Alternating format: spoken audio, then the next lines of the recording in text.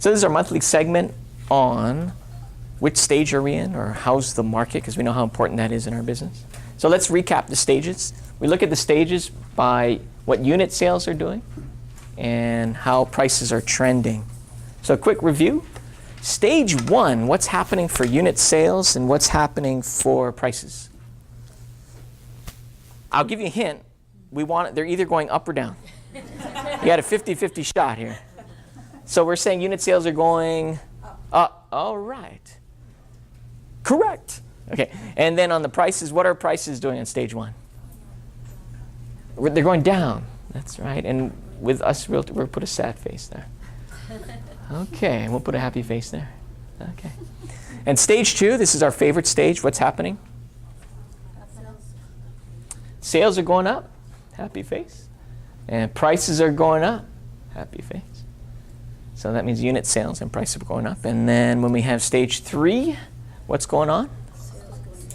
Sales are going down. And prices are going down. Up. Up. That's right, it's up. We'll talk about that in a moment. Stage 4. We don't like stage 4. Down. Big sad face. Down. Big. No one's happy in this. Buyers, sellers, real estate agents, brokers, no one's happy. So the one that looks out of place here is stage 3, right? Because demand pushes prices up. So when you have a balance of demand and supply, if it's demand over supply or it's trending more towards demand, then prices should go up, right? Because you see multiple offers. In stage 3, though, demand's going down and prices are still going up. Why is that? Why do you think? Maybe limited inventory, all right? Not enough listings coming on the market. All right, so, yeah, but if we're still talking to the balance of supply and demand demand is going down, then supply would really have to be going down, right? Okay, so that could be one reason. Any other reasons? I'll give you my theory. I believe it's correct, but feel free to tell me I'm not correct. My theory is in stage 2, people are offering like crazy. What's the most you've ever seen? You're competing, you're putting in an offer, and the listing agent tells you, oh, you're competing with blank number of offers. What's the most you've ever heard? 12 offers and $100,000 over because there are 12 offers. That sounds like a stage 2. Yeah. It was a teardown. Oh, wow. And it was a teardown, so if it came with a butler, you better be paying the butler a lot. What was the price point on that one, Thea? Okay, so it was around $800,000. We had one a few years ago, just when we started getting to stage 2, that had 17 offers, and it was 3 of them were cash. It was well over asking. It was a pre-foreclosure type of property. Even today, are we seeing multiple offers on listings that we have in this market? And what do we ask the buyers to do, or what do the sellers ask the buyers to do when you have lots of offers? Yeah, highest and best, and what terms usually do we want? We want the appraisal clause. We want to say, yeah, we'll let you buy this, but you got to agree now. If it appraises below the purchase price, you're going to make up the difference in cash.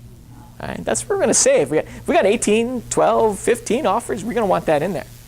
And then what happens is the buyers, all the buyers except the one that got the property are bummed. They go on to the next property. Are they competing on the next property?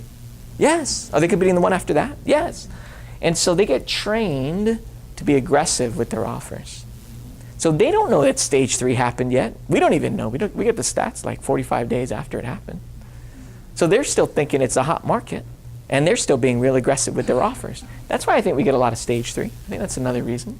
Does that make sense? Mm-hmm. Right? And the sellers are saying, it's still my market, I want you to pay more. Where are we today? Look on the back of your agenda. I put the monthly stats. They came out for May. So for single family homes, which stage are we in? It's not that hard of a test, folks. Let me look, okay? Right. Okay, for unit sales, we were down 11. That's why. You knew the answer. You didn't want to yell it out. We're down 11.8%. So we were down in unit sales. And what about prices? Prices, we were up 3.7%. So we were in stage 3 for the month. What about for the year? That's the far column on the right. Okay. The year, same. Stage 3. In my experience, what we do, we don't skip stages. We will go back and forth between the stages until we're solidly in 1. So it looks like we're now moving between 2 and 3. I've also seen us go backwards from 3 back into 2 and stay in 2. That could happen too. What causes that? Interest rates going down. Free money from the government. Did we ever see free money? Who's going to see free money from the government? Yeah, we see free money from the government all the time. Not all the time, but we see it. MCC is one way. That's free money from the government. That's ongoing when it's funded. The big one in 2008 and 2009 was the tax credit. So that was free money, and we went backward in the cycles because of that. More commonly, though, we will go back and forth until we get into the cycle. So we're between 2 and 3. All of last year, we're number 2. It was great. How does it feel? Do we feel like we're still getting multiple offers, that it's still the seller's got all the leverage? Huh. So segments of the market are definitely feeling like 2. But the overall market's 3. What's the big change that's happened over the last 6 months in our market? What's the big change? All we have is supply or demand. Did demand change or did supply change? Okay, here interest rate went up. It went up 0.5%. That was over the last year, I think. Okay, now I want you to look at that same chart and look at active inventory. What's the percent change on active inventory? What percent is it up?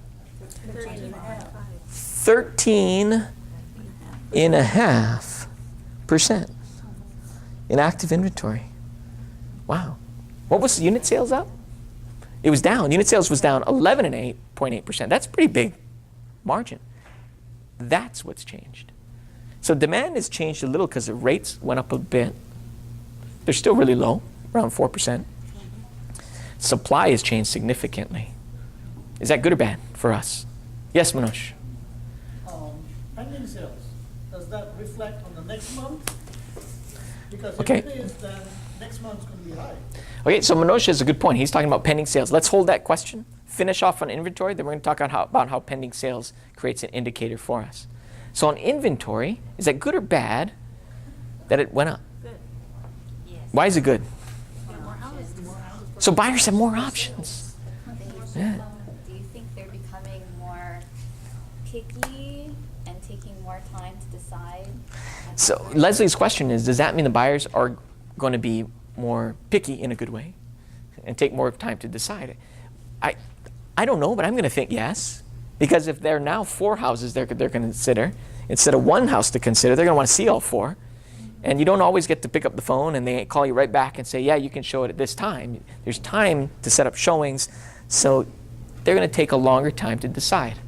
So I would think yes. So more inventory would be more choice. It would slow down that market a little bit. Here's what I saw a hand. Yes, Leanne. Okay, so Leanne's saying it's good for buyers to have more choice, because if they don't have any choices and they keep losing out on getting a property, they could either say, I'm just not going to buy. This is too frustrating. We've seen that in the last couple of years. Or they could say, well, I'm going to go with the agent that's listing the property that I'm going in the open house because maybe they can help me out because I'm going to work with them. We see that too. We do. Here's what I'm hoping for.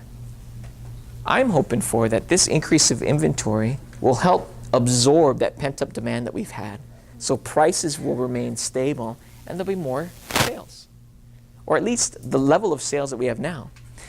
Because if inventory decreases again during the summer and we have the same level of demand because interest rates are supposed to stay low and the economy's strong, a lot of jobs, then what's going to happen to prices? Go up. And when prices, that's right, prices are going to go up. And when prices go up, what happens eventually? It affects affordability. You guys are on it. Because Paul Brubaker with TZ Economics is saying, in 2017, it's going to be like $850 for a home on this island. Right now it's $648,000. He's saying $850,000. So that means a lot of people won't be able to afford their house anymore, which means, how does that affect sales? Sales go down. And then where do we go? big arrow, and sad face. Then we go to stage 4. Because then inventory grows, no one's buying, sales go down, and eventually prices will follow. Then we go through our cycle again.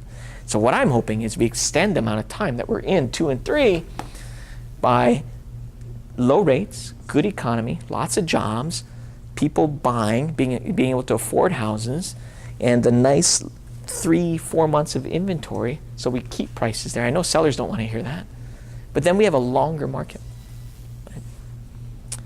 Yes, Thea?